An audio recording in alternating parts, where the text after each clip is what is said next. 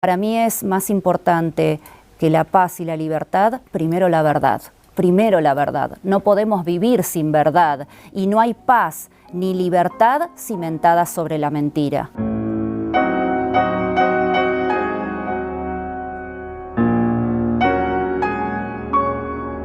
Se me acusa de ser, bueno, como dicen aquí en España, facha, genocida, asesina, promilitar, de defender lo que fue el gobierno de facto de Videla. Y la verdad es que yo no he sido parte de los hechos, no he combatido, no he tomado parte más que en la defensa de víctimas del terrorismo que pertenecen a todas las ideologías, a todas las religiones. Incluso hay víctimas españolas por las cuales España jamás ha reclamado. Reconocer a la víctima del terrorismo implica reconocer que hubo terroristas y explicarle al pueblo argentino que en los últimos 35 años de democracia ha habido terroristas impunes, da por el suelo con todo el relato histórico de las últimas 4 décadas de mi país. Esto sucede también en España y sucede en otros países donde las víctimas empiezan a ser eliminadas de la historia, eliminadas de la memoria y su lugar empieza a ser ocupado por los terroristas que se victimizan o que asumen el lugar de ellas. Es como si a ustedes les dijeran que en realidad, después de 40 o 50 años, la ETA son los verdaderos jóvenes idealistas que luchaban por un mundo mejor, que luchaban por su libertad y que las víctimas en realidad fueron simples daños colaterales o que simplemente nunca existieron. Esa es la situación de la República Argentina. Las víctimas en el país de los desaparecidos fueron desaparecidas de la memoria. La calidad y el reconocimiento de una víctima del terrorismo depende en cada país de cuestiones estrictamente políticas, estrictamente ideológicas. Cuando es una víctima de una organización armada de la derecha, esas víctimas son reconocidas casi inmediatamente. Pero cuando las víctimas del terrorismo son víctimas de organizaciones marxistas o de tinte comunista o cualquiera de sus variantes, esas víctimas van a la cola y esperan eternamente ser reconocidas. Se ha demolido lo que significa uno de los principios básicos del Estado democrático, que es que hay que proteger a la población civil y no combatiente y que en caso de ser agredidas esas personas son las primeras en ser reconocidas. En Argentina pasó exactamente lo opuesto. Primero se reconoció a todos aquellos miembros de las organizaciones terroristas que sufrieron abusos por parte del Estado y sus víctimas, que son civiles inocentes, están esperando desde hace 40 años ser reconocidas. Y esto no tiene ningún tipo de otra razón que no sea razones ideológicas. En Argentina tuvimos 1094 asesinatos, 756 secuestros, 2368 heridos, 4.380 bombas, explotaba más de una bomba por día durante los 10 años de la década del 70, moría cada 3 días una víctima del terrorismo asesinada por terroristas. Tuvimos 17 grupos armados actuando libremente durante los 70, pero hubo 2 que tuvieron repercusión internacional. Fueron Montoneros y el Ejército Revolucionario del Pueblo. En el caso de Montoneros, era una organización armada cuya estrategia fue el entrismo, es decir, la infiltración de 2 movimientos. Primero el peronismo y segundo la Iglesia Católica. Entonces sus combatientes principalmente pertenecieron a estos 2 ámbitos. A partir de mediados de la década del 70, Montoneros se fusiona con otra organización terrorista, las Fuerzas Armadas Revolucionarias, y a partir de allí deja su contenido peronista y católico y vira hacia un marxismo ateo. En el caso del Ejército Revolucionario del Pueblo, propugnaba lo que había sido la teoría del Che, del foquismo, crear diferentes focos revolucionarios en Argentina a la usanza de lo que había sido en Vietnam. Montoneros fue responsable de los principales atentados terroristas cometidos en centros urbanos, puesta de bombas, secuestros extorsivos, asesinatos en la vía pública. Para contarle un poco a la audiencia de Libertad Digital, El principal secuestro de la República Argentina en los 70, con el mayor botín, uno de los mayores del mundo, es el secuestro de los hermanos Born, por el cual Montoneros percibió 60 millones de dólares. Huérfanos, familias en las que han asesinado más de un miembro, personas que han quedado lisiadas o ciegas en su juventud y que hoy son ancianos que no tienen una asistencia social. Fueron asesinados varios niños por causa del terrorismo. Eran dos chicos de 13 y 15 años que en un baldío, en un terreno vacío, encuentran un artefacto.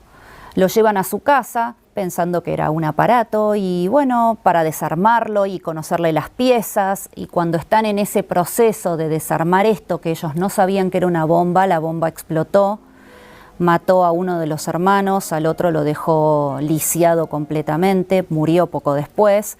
Sus padres también resultaron heridos y otro hermano más también resultó herido. Estas personas no tuvieron indemnización alguna, eran personas muy humildes, de una situación económica realmente frágil, que no tuvieron asistencia psicológica de ningún tipo, que el Estado argentino nunca los miró.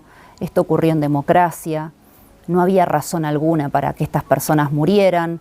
Uno de los casos más horrorosos que nosotros hemos investigado en la ONG es el caso de Mario Reduto, un suboficial de la Armada Argentina que estaba retirado y que trabajaba, no sé si aquí se dice remisero, pero son como taxistas, pero de autos particulares, en una ciudad de la provincia de Buenos Aires. Y una noche fue testigo del ataque de Montoneros a una base de la prefectura argentina. En ese momento identifica a un sacerdote muy conocido relacionado con los terroristas, dando órdenes a los terroristas de hacia dónde disparar. Cuando se abre la causa judicial, este ciudadano se presenta para dar testimonio de que él reconoció al padre Carbone. Esa fue su sentencia de muerte. Un año después, Montoneros se entera quién es el denunciante, lo secuestra, lo tortura con picana, lo tortura con quemaduras de cigarrillos, le corta los testículos, le corta la lengua y le dispara suspendido de algo, porque cuando se encontró su cuerpo, el rastro de sangre demostró en la autopsia que había sido asesinado suspendido de alguna especie de gancho. Su cuerpo fue abandonado en una zanja y su familia, que era su mujer Rita, sus dos hijos, Marina y Marcos, quedaron sin padre, quedaron sin ningún tipo de apoyo. Tenía 39 años este hombre. Rita era una mujer analfabeta. En ese momento ella soñaba y sus hijos soñaban que Mario entraba por las ventanas, el espíritu de Mario. Fueron a una curandera, una bruja, y les dijo que quemaran todas las pertenencias de Mario. Cuando yo los fui a entrevistar a su casa, no había ninguna pertenencia de Mario. Lo único que había de él era la foto del diario, que era la foto de su legajo de la Armada Argentina, una foto impersonal. Poco tiempo después me llamaron y me contaron que habían encontrado escondido en un mueble una fotito de Mario en su juventud. Y esa es la historia de Mario, una foto. Eso es todo lo que queda de él. Y repugna realmente vivir en un país en el cual 30 años después, 40 años después, seguimos discutiendo la existencia de estas víctimas. Quedan muchísimos vivos, afortunadamente, porque quiero que vayan presos, porque quiero que respondan por sus crímenes. Han ocupado puestos de gobierno, son periodistas, influencian en las políticas de derechos humanos en mi país, en las políticas de educación, incluso en las políticas penitenciarias, de salud mental. Es impresionante el impacto de aquellos exterroristas, si es que una persona puede dejar de serlo alguna vez, en las políticas actuales de la República Argentina. Ellos 40 años atrás buscaban el poder y lo trataron de lograr a través de las armas. Es mentira que ellos luchaban contra una dictadura. La mayor cantidad de atentados terroristas ocurrió en democracia, ocurrió cuando había gobiernos que habían sido elegidos por el voto popular. Y sin embargo, estas personas, como no lograron el poder de esa manera, luego utilizaron las herramientas de la democracia para conseguir su propia impunidad, reescribir la historia y lograr lo que en definitiva habían tratado de conseguir cuando eran jóvenes idealistas, que era hacerse del poder. Para darte un ejemplo, durante el gobierno de los Kirchner, todo lo que eran los manuales del Colegio Militar de la República Argentina, es decir, donde se forman los oficiales de tierra, había sido modificado por un exterrorista montonero. Imagínate qué burla que aquellos que atentaron contra el Estado sean los que luego modifican los planes de estudio de quienes van a ser los agentes del Estado, los militares de un Estado. Aquí ustedes en España tuvieron durante muchísimos años al embajador argentino en el Reino de España, que era Bettini, que había sido terrorista montonero y que está acusado del asesinato de un oficial de la Armada, el capitán Bigliardi, un asesinato a quemarropa, en la calle, a la luz del día, y esa persona representó en mi país frente al tuyo. Hemos tenido secretarios de derechos humanos, fiscales, diputados. Han recibido dinero de todo tipo, porque hay países que han dado muchísimo dinero en subsidios y en subvenciones a las organizaciones de derechos humanos. Escandaloso que digamos que son organizaciones de derechos humanos, lo que son la cobertura de grupos que en realidad son la cueva de personas que integraron organizaciones armadas, pero la verdad es que organizaciones como Madres de Plaza de Mayo, cuya titular Eve de Bonafini ha reivindicado al terrorismo siempre, han recibido infinidad de dinero de diferentes países del mundo. Un terrorista tiene derechos humanos, pero nunca puede tener más derechos humanos que su propia víctima. Y sin embargo, en Argentina, los únicos que tienen reparación, indemnizaciones, pensiones, exenciones impositivas, lugares en los memoriales públicos, en los libros de estudio, cargos públicos, etcétera, son aquellos que pertenecieron a las organizaciones armadas o sus familiares. No hemos podido avanzar ni en el reconocimiento de las indemnizaciones a las víctimas, ni en el derecho a la memoria, es decir, que se las incluyan los memoriales públicos, que estén en los libros de estudio. Tampoco avanzan las causas de lesa humanidad. En este momento hay una causa que está ante la Corte Suprema y ya lleva 12 años de juicio, que es la causa Larrabure, por la cual seguimos reclamando, pero bueno, el Poder Judicial también de alguna manera se ha transformado en garante de esta situación de impunidad.